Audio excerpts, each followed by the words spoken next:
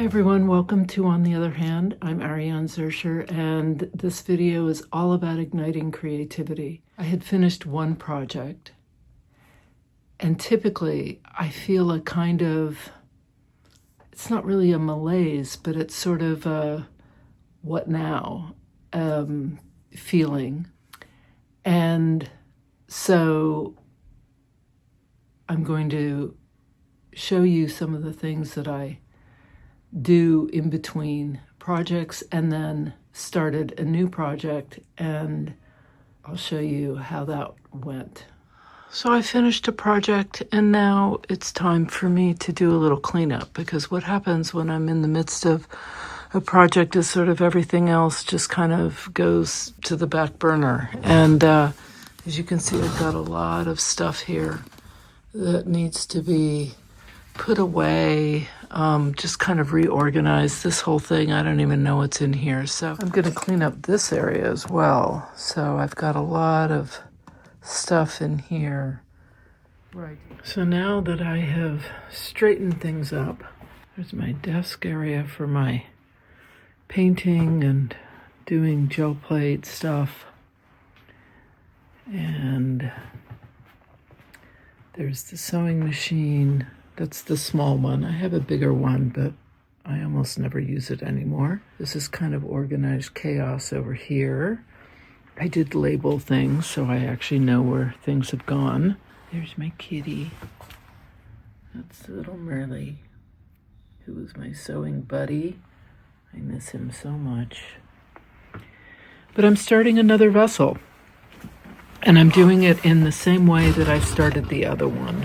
I've attached my first piece here, and as you can see, I've made it square this time, just to play with the shapes, and I'm going to start attaching more as I go.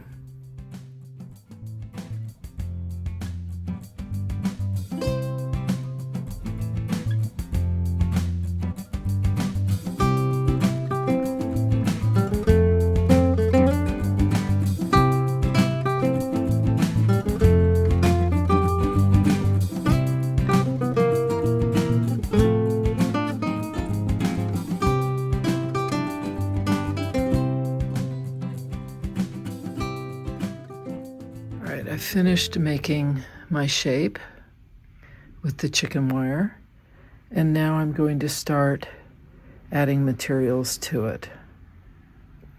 I might add more stuff in here if I feel like I need to as I go, but for now, this is pretty good. As far as tools go, my jewelry, my many years as a jewelry designer have really paid off, because I worked with I would make my molds in silver, so I used a lot of these kinds of, because I was then casting in gold and then refining it, I used a lot of these materials, but this was my favorite, and of course the wire cutters. I've brought all kinds of things over here, and it's easy to start feeling overwhelmed, but the more important thing is just to start adding. Kind of like this with this, it sort of mimics that. So maybe I'll do that. I'm just gonna put this up first and go from there. I'm just finding some thread that will work. My husband walked by and he said, "I see you're junking everything up again." That's his Irish sense of humor. So I'm just kind of pinning some ideas here. There's always this feeling when I've made one and now I'm making the second is, can I pull it off again? You know, can I, am I going to be able to do this? And you just, like, if you're like me and you have those thoughts, you just have to say, yeah, you got this. I'm good. The only thing I've sewn down right now is this, which is this paper that I put some fusible on the back to make it into kind of a fabric-like material. And then I've just kind of pinned stuff. I don't know if any of this is going to stay. What I do know is that I'm just going to start working on this one little section, because if I try to take in the whole thing, I get really overwhelmed. Getting overwhelmed is not a good feeling, and it isn't helpful in the process at all. So I need to just kind of pull back and go back to what's simple. Keep it really, really simple. it does help me to pull a whole bunch of stuff, right? So I've got a whole bunch of stuff here. I've got all these threads that I've pulled. These are kind of the colors I'm going for, sort of greens and purples and blues and reds going into oranges. But there's sort of a, I don't know, a common feeling to all of that. So I actually pulled that for this, which was I did a beaded French knot video just to kind of revisit how to do that and worked this piece. And then I thought, well, I'm going to use it in here, so let me just pin it on. Now, whether I use it this way as a whole piece or, I don't know, cut it up, I'm not sure. I'm just going to leave it alone for now. What I will do is I have this little scrap here. I kind of like this. It kind of works nicely with this bit. So I'm just going to, like I said, I'm going to keep it really simple. You know, I like to think of it as work where I am. So this is where I am. I kind of like this because it's kind of doing this rounded shape thing. So I'm going to actually go right on top of this here. And I'm going to just kind of tack this down with a running stitch. I think it's really easy to get ahead of oneself at this stage and start feeling panicked because it's there. So there's a couple different feelings I have. Often I'll feel just excitement, like it's a brave new world, anything goes. But I can also get into a feeling of criticism before the fact, right? Like criticizing before I've even begun. That's a killer. And that's where all this work I've been doing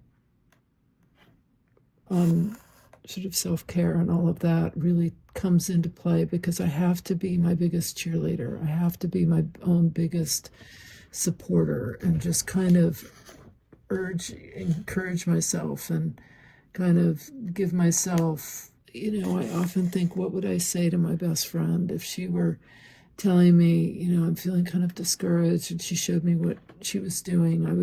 And I knew her work prior to this. What would I say to her? And I would say, oh my God, stop. You kidding me? You totally got this. I know you have this. You're going to create something and it's going to be so cool and you're going to love it. And just go with the process and just give yourself the ability to just enjoy, because of course that voice really, it's a killjoy, right? It really takes all the joy out of the process, because you're just like in hyper critical mode. And that's not helpful. So in fact, it's more than not helpful. It's super destructive. And so I have to just keep reminding myself, be your own best friend. Be your own best friend. Even if I can't really believe it, I can act as if. I can just kind of pretend. And sometimes that's helpful too, just to pretend. Pretend it's true. For people who don't have these kinds of thoughts that kind of corrupt their process, all of this probably sounds so crazy. But I know there are enough people out there, because you've reached out to me, that have these kinds of thoughts. You understand, and it's really a horrible feeling. And as I said, it takes the joy away. And I'm all about finding the joy in the process. That's my big thing. At my age, I don't have anything else to prove. I've had my career, done my thing, I've won awards, whatever. None of it, and does any of it matter? I mean, in the moment it's nice, but it's nice to get recognition for one's work and all of that, and to, that's all lovely. But in the end, I'm the one that matters. It's my self-talk. That's the thing that really matters most. Okay, so I've got this, and now I've run at the end here, And so now I'm going to think, what do I want to do next, right? I want something else in here, and I want some other colors. So I have this whole pile of stuff, right? Little scraps of stuff. I've got this kind of material. Maybe I'll add some of that, or maybe I'll add, oh, this is kind of cool. Maybe I'll add this right here, kind of like that. And that gives me a break to then go into some other color. Like I have this. This is a Pima cotton, so it's going to be super, super, and I hand dyed this. And I think, so it's not easy to stitch through. I also don't like the rectangles. I need something else.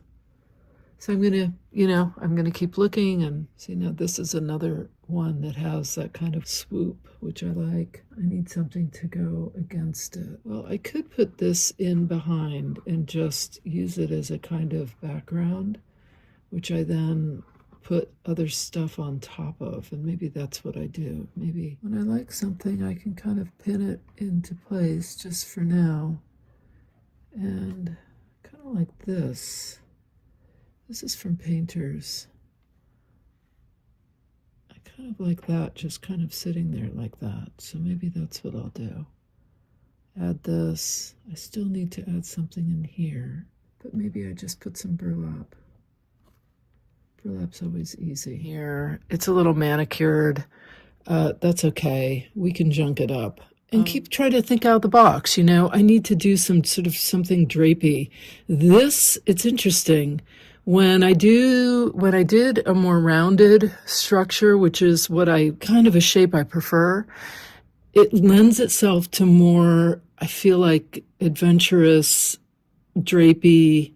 This linear feels more tight and controlled, and personally, I don't like that. So I'm going to see what I can do here. But wish me luck. I'm taking some of this and kind of, this is the mulberry bark from Steph Francis. I love this stuff. I use it a lot. And I'm kind of just adding bits of it, kind of like lichen almost, and just kind of breaking up this sort of vast space of stuff and of fabric. And I'm using both French knots and just tacking it down. As I was working with this, it reminded me of when I was designing clothes, and some of the most simple looking clothing but when you put it on, it just draped beautifully, was the most complicated pieces to actually produce. And they looked so simple. And that was sort of the beauty of it, was that it looked so simple. And yet there was so much behind the scenes work that went into making it appear simple. And yet these lines were so elegant on the human body when you put it on. And that was something that I found really, really fascinating.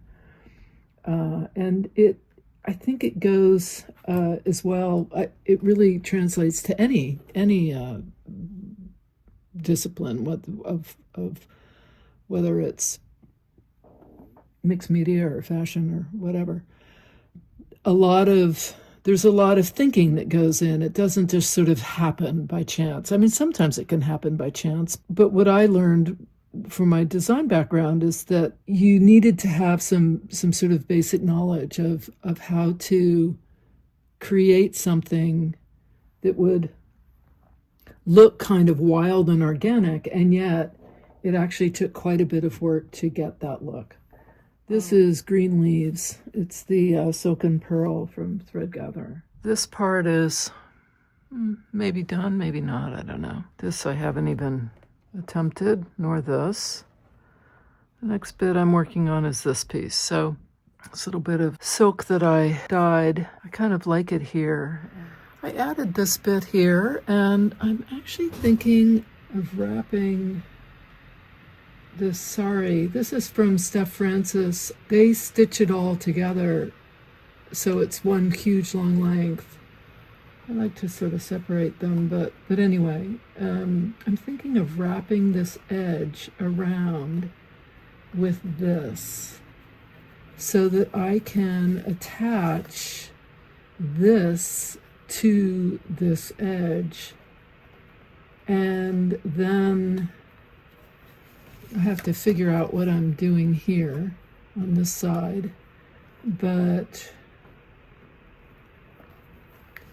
the other thing I'm thinking, I have all these bits of wood, which I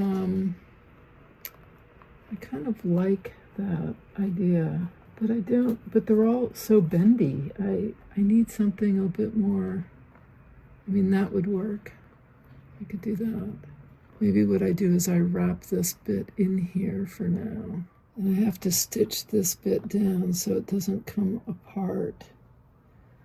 And then I can attach this. I want to do something else in here, I think. I'm not sure. Maybe not. I feel like that's pretty well realized at this point.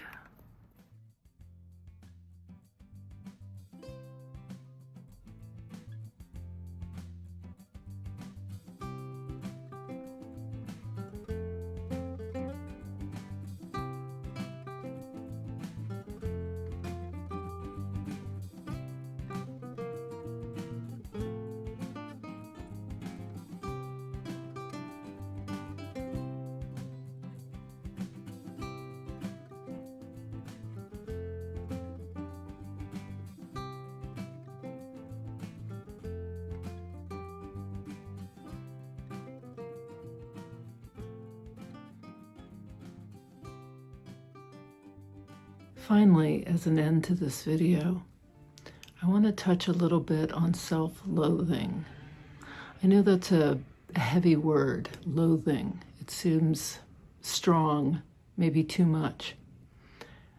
And I'm not going to go into all of it on this video. That's for another video, which I will do.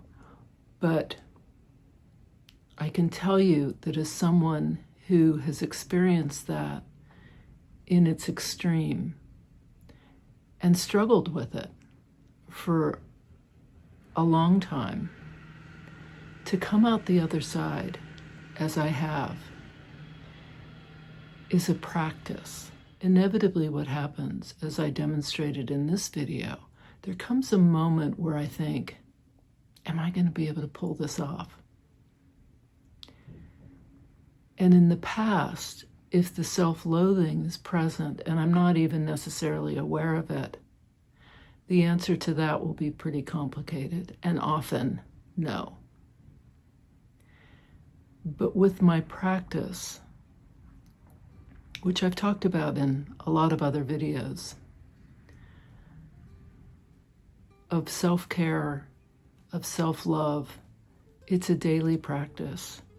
And I can tell you that the joy of having that moment and being able to pretty smoothly sail through it is a really lovely feeling. So this is just a plug for making self-care and self-love a daily practice. For someone like me, it really requires nothing less. I am embracing all of you and wishing you a wonderfully creative day and week.